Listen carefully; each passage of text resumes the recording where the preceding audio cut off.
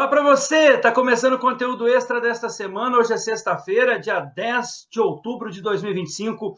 Eu tenho o prazer em receber, para homenagear vários professores, a data vai ser na próxima quarta-feira, dia 15, Fernanda Abrão. Ela é professora e gerente de educação à distância do Centro Universitário Faminas, na cidade de Muriaé, na Zona da Mata, e também em Belo Horizonte, capital.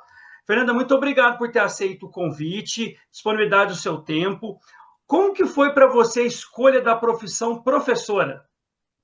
Eduardo, eu que te agradeço a oportunidade de falar dessa profissão tão incrível que é ser professora, né? Eu sou professora de formação e essa é uma identidade que me acompanha aí, né, em qualquer função que eu exerça, né? Ao longo desses 26 anos de formada, eu formei na Universidade Federal de Viçosa, Letras, mas antes, lá em Ubá, que é a minha cidade de origem, eu já ensinava meus irmãos, adorava pegar na minha época a gente tinha giz, sabe, quadro negro, então a gente pegava, levava para casa, ensinava eles. E também, Eduardo, eu tive professores incríveis que me ensinaram naquela época, né, que a gente tem uma situação naquele momento econômico muito simples. E a gente via que a educação era uma porta de entrada, não só uma porta, mas janela para grandes possibilidades. E quando eu olho para trás, eu vejo como a educação e essa minha trajetória na educação como docente, ela me trouxe a lugares incríveis como nessa entrevista de hoje. E quais são os desafios na sua avaliação, Fernanda, com relação à educação? A gente está vivendo a questão da tecnologia, que começou há 5 anos atrás, com a pandemia, mas a educação já vem caminhando neste ramo, vamos dizer assim. Mas para você, e o que esperar nos próximos anos? Bem, o desafio digital é muito grande, afinal de contas, nosso país também é um país continental. Então, quando eu falo de inclusão digital, eu tenho assim uma diversidade muito grande, sabe, Eduardo? Nos grandes centros, a gente já tem essa questão muito forte, mas no interior, em outras cidades, isso é também um desafio. Então, eu acho que o maior desafio é democratizar realmente o acesso à educação e principalmente na formação dos nossos professores nas universidades, nas instituições de ensino, um olhar mais atento às metodologias mais ativas, utilizar todas essas ferramentas que já são muito comuns para os nossos jovens para o aprendizado, né? Então, assim, eu vejo que esse é um desafio, trabalhar também questões da sala presencial com ensino híbrido, é, principalmente com limites éticos. Eu acho que a gente tem IA aí que produz imagens, vídeos, nós mesmos, né, como avatares, mas a gente tem que entender quais são os limites da ética, né, da autoria e como é que utilizar a IA, ela é muito importante para professores e alunos para o desenvolvimento, mas também precisa de mecanismos para que a gente consiga gerir esse processo de forma produtiva. Porque, infelizmente, o que a gente vê aí são grandes desafios em relação à legislação, ao controle do uso do acesso à internet livre, a gente, apesar de marcos que nos orientam para isso. E também um outro desafio é questões de geracionais, né? Alguns professores, eles ainda têm um certo receio ou até um preconceito de usar tecnologia. Então, assim, ao longo aí de 16 anos da minha trajetória, eu também tive que me reinventar muito. Eu sou formada em letras e de língua portuguesa, portanto, trabalhei no ensino superior minha vida toda de formação, e de lá para cá muita coisa mudou. E eu tive que enfrentar desafios de usar ferramentas digitais, plataformas online, né? E muito resistente no início, mas eu vi como eu cresci profissionalmente utilizando essas ferramentas, me aproximando dos meus alunos, entendendo como é que esse universo era, para que eu pudesse aí continuar no meu propósito educacional de formação das pessoas, tá? Então eu acredito que a gente é um desafio, mas como todo desafio a gente precisa entender quais são as oportunidades. E eu vejo muitas oportunidades se a gente estuda, se a gente se debruça aí sobre esse novo, se a gente conhece muito melhor a cultura dos nossos jovens, para que a gente consiga aí equacionar essa nossa propósito educacional, quais as habilidades e competências que a gente precisa desenvolver nos nossos alunos. A gente precisa modernizar o ensino também, sabe, Eduardo? A gente precisa entender por que nós estamos ensinando alguma coisa. O jeito que a gente aprendeu é um jeito diferente, mas ele não é pior ou melhor. E eu acho que quando a gente está com esse foco, né, em por que eu estou ensinando alguma coisa, quais as habilidades e competências que eu preciso desenvolver no meu aluno, eu consigo aí equacionar e aproveitar muito dessas questões digitais e não trazê-las só como um lado negativo ou um vilão do processo de aprendizado, sabe? Qual que é o conselho que você dá para quem quer ingressar nessa área como professora? A gente sabe que também, além dos desafios, tem o desafio do dia a dia, que é a educação, ensinar outra pessoa, tem alguns objetivos, mas tem, vamos dizer, Fernanda, também tem aqueles alunos que têm dificuldade no aprendizado. Como é que você lidar com isso? E um conselho. Olha, Eduardo, nos últimos 5 anos, teve uma grande revolução, eu pessoalmente, como professora, porque eu comecei a receber aqui na universidade muitos jovens adultos neurodiversos ou com algum tipo de deficiência. E a inclusão no ensino superior, tanto cultural, tanto em relação à inclusão digital e também a inclusão da pessoa com deficiência, ele é um fator muito importante. Então, a gente precisa, eu tive que estudar, fiz algumas formações, hoje eu sou presidente do Conselho da Pessoa com Deficiência no nosso município. Posso te dizer, Eduardo, que é muito difícil, mas a gente tem aí 25 jovens assistidos dentro da nossa instituição superior, em áreas diferentes, desde a medicina até o direito. E a gente teve que se redimensionar, porque a gente tem uma população plural, a gente precisa, a lei existe, a gente precisa incluir.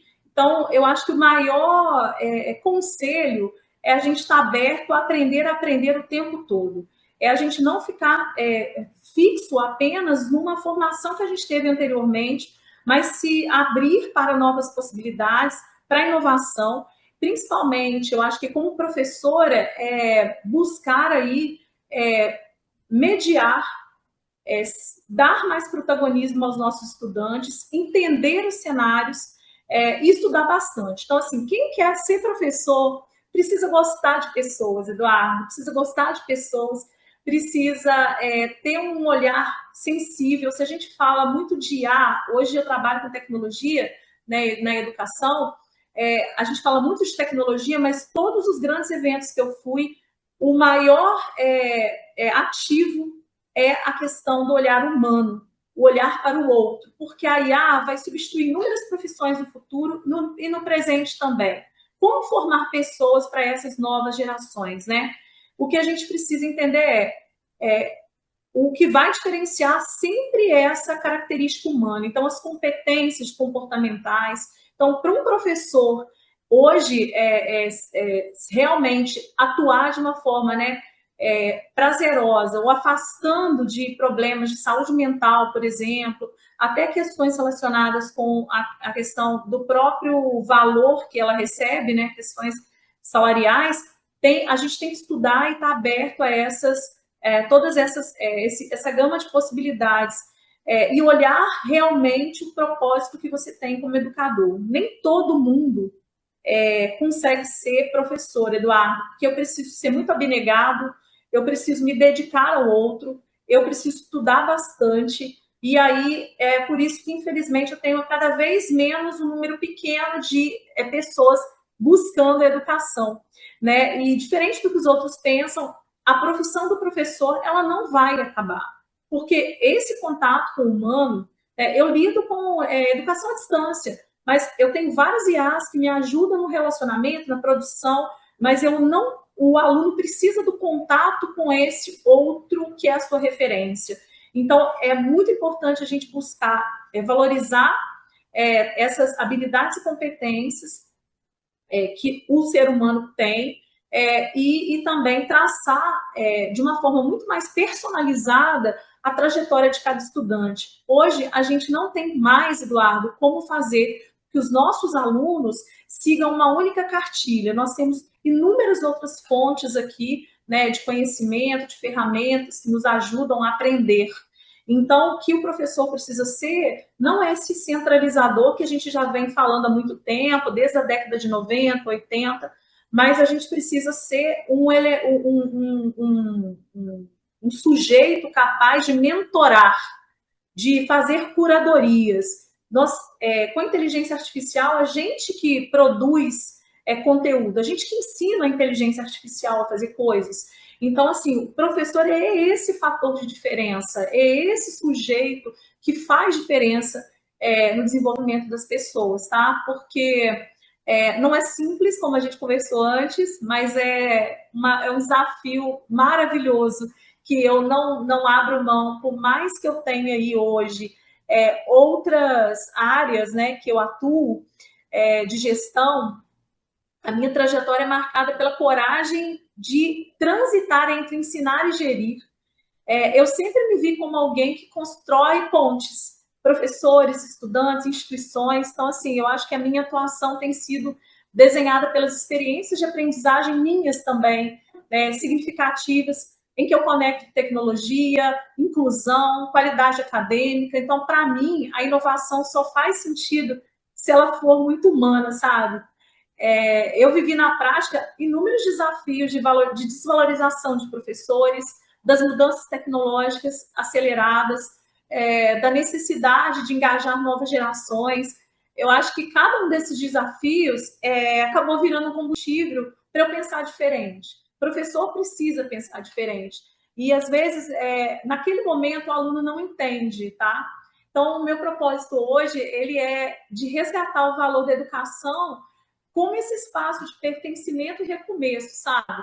Ser professora, ser gestora, é liderar processos, é a gente assumir as rédeas, né? Não só de uma sala de aula, mas das nossas próprias vidas, é a gente indicar caminhos para tantos jovens. Uma das coisas mais incríveis, Eduardo, que eu tenho é quando um egresso meu aqui da faculdade, ele está atuando de uma forma significativa na sociedade, e o quanto esse raio de mudança acontece de uma forma tão assim exponencial. Os nossos alunos que saem aqui, eles vão para as comunidades deles, mudam a vida deles, mudam a vida da comunidade economicamente, culturalmente. Como eu te falei lá atrás, eu venho de uma família muito humilde. Estar aqui, ter sido diretora de uma instituição tão importante como a Faminas, hoje ser gerente, promovida novamente, é só feito realmente pela caminhada que eu tive na educação. A educação transformou minhas vidas, minha vida, a vida da minha família. Meu pai e minha mãe, eles não fizeram nem ensino médio, eles são semi-analfabetos. Meu pai, ele só conseguiu uma promoção quando eu me formei em letras, ajudei ele a fazer um supletivo para o meu pai conseguir uma melhoria no trabalho dele. E eu lembro de criança que meu pai sempre falava: olha, meus filhos, vocês não precisam trabalhar se vocês forem estudar. E eu acreditei nisso, meus irmãos acreditaram nisso, a gente estudou muito e todos nós criamos todas as nossas trajetórias, né? Cada um da sua forma pessoal, todas pautadas na educação e pela educação. Então, acredito de verdade que o professor do futuro não é apenas um transmissor de conteúdo, sabe? Um transmissor de conteúdo, ele é um design de experiências, ele é um agente de impacto social, e é nessa direção, sabe, Eduardo, que eu quero continuar seguindo, podendo contribuir. E eu sou apaixonada pela educação, eu realmente, assim, eu me emociono porque é muita coisa bacana, eu olho os meus, eu falo com meus filhos, né, que são os meus alunos também, eu olho assim, meus filhos, olha lá, tem um que tem uma empresa, tem outro que atua ali, tem outro que um agente de uma cidade, um agente de saúde de uma cidade, outro que está fazendo uma lei, o outro que está num outro país, outro que está aqui na cidade, no bairro dele, mudando a região dele. Então, assim, a educação é transformadora, ela transformou minha vida, e eu acho que ela é um espaço realmente de se recomeçar, de poder construir histórias diferentes, tá? Acho que é isso, Eduardo. E como é que foi essa questão a questão do livro, né? Você é coautora, o livro chama Quando a Infância Dói, está no volume 2, para a gente contar um Esse aqui, pouco. ó, Ah, e como é que esse foi, livro. Fernanda, para você essa questão do livro, de ter lançado? Eduardo, a Carla Filó, ela é a coordenadora editorial. A Carla foi nossa aluna aqui. Quando eu falo que a educação transformadora, ela é. A Carla, fez psicologia na Faminas, coordenou o primeiro livro, que é um best-seller, e é psicóloga, e coordenou o segundo livro, Quando a Infância Dói. E no ano passado eu fui convidada para poder participar da noite de autógrafos aqui, que já tinha acontecido em São Paulo, e eu fui. E alguns dias ela me convidou para participar do volume 2. Mas eu fiquei muito assim, gente, mas eu não tenho experiência alguma com criança. Como e por que a Carla me convidou? E aí nós fomos conversar e ela falou, Fernanda, e ela foi também funcionária aqui da Faminas, como psicóloga no nosso núcleo de apoio psicopedagógico. E ela me convidou, e aí eu fui pensando um pouco nisso, e ela assim, Fernanda, tem muita coisa que a gente pode falar. E aí que eu fui pensar, Eduardo, quanto a infância ela ela é muito significativa e vários traumas, positivos ou não. Eu acabei de contar um pouco da minha história de criança aqui, ela marca a vida da gente por, né, a trajetória inteira. E eu fui ver como eu tinha tantos jovens aqui que eles tinham histórias de dor que foram que aconteceram na infância, histórias de transformação da infância que vieram para aqui para a faculdade. E eu tinha assim muito material, na verdade, eu nem tinha me dado conta disso, porque a gente tem um núcleo de apoio psicopedagógico, a gente tem um núcleo de inclusão aqui na Faminas, e a gente apoia muitos jovens e muitas famílias que têm dores, ou por conta de neurodiversidade, porque sofreram bullying, porque sofreram algum abuso na infância, e várias outras questões positivas também, e que marcaram a vida dessas pessoas. Então, assim, eu acabei falando um pouco de como é que na universidade a gente acha que é só na escola fundamental e primária, mas não, aqui também a gente pode recomeçar. A gente tem muitas vidas aqui que foram marcadas por questões trágicas ou questões maravilhosas e que vieram, né, essas pessoas, elas vieram estar nessa instituição e a gente poder apoiar. Então, foi a partir desse convite de uma egressa que hoje é assim, uma coordenadora importante de um livro que é best-seller pela segunda vez. Em 15 dias, a gente lançou o livro em São Paulo e ele já foi para best-seller. A gente vai fazer o volume 3 no ano que vem. A editora já conversou com a gente. E a gente fica muito feliz, não porque é best-seller, mas é porque o tanto de pessoas que nos procuram ouvindo as histórias, né, sobre esse livro.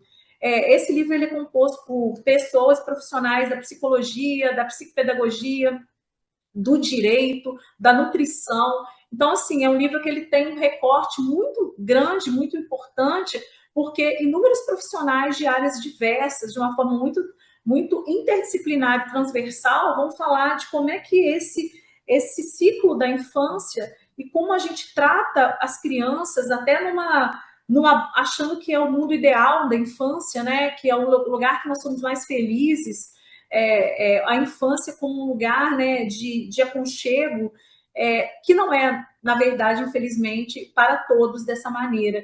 E como é que isso repercute durante toda a vida, sabe?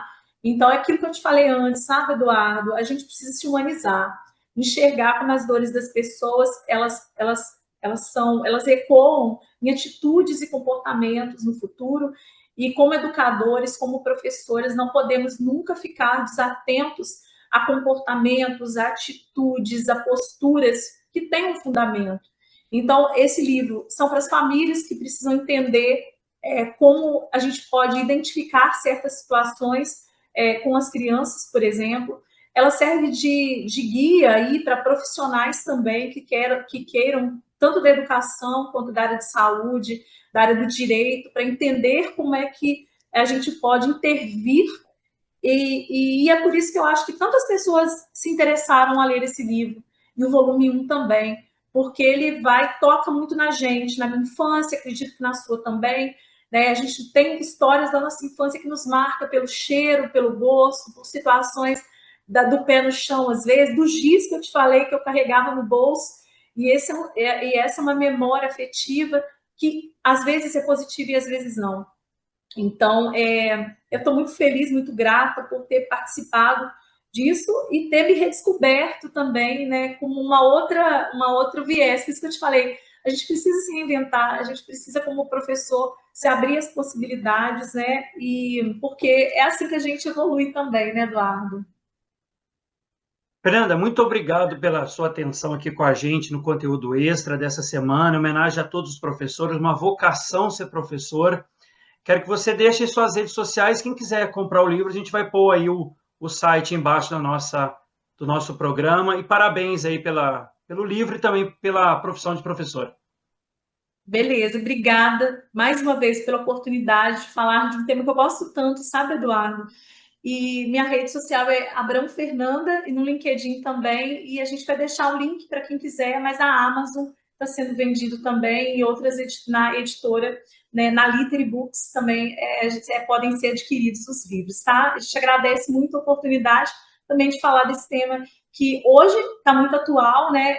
Falar, né, da infância como um reflexo e um desdobramento aí do nosso futuro, né? Não é possível não falar sobre a infância e das dores que podem ser minimizadas aí se tiver um olhar de um professor, né, como nós professores, nesse mês de outubro tão importante, né, para ser valorizado, mas todos os outros meses, todos os outros dias. Eu sei que é muito difícil, às vezes, a sala de aula, os desafios são grandes, as pessoas estão muito hostis, a gente vê casos, né, difíceis, né, dos nossos colegas, mas eu acredito que a gente precisa ir tocar as pessoas. Se a gente toca elas, a gente vai no mundo delas, a gente consegue fazer com que esse nosso papel de educador ele possa diminuir as distâncias, diminuir as desigualdades, né? Então é isso. Muito obrigada. Eu que agradeço, eu tive o prazer em receber e disponibilidade de horário a professora e gerente de educação à distância do Centro Universitário Faminas, na cidade de Muriaé, como eu falei no início da nossa entrevista, na zona da Mata de Minas, e assim como também Belo Horizonte, capital, Fernanda Abrão. Fernanda, muito obrigado e uma excelente semana. Até a próxima. Até a próxima. Obrigada, Eduardo.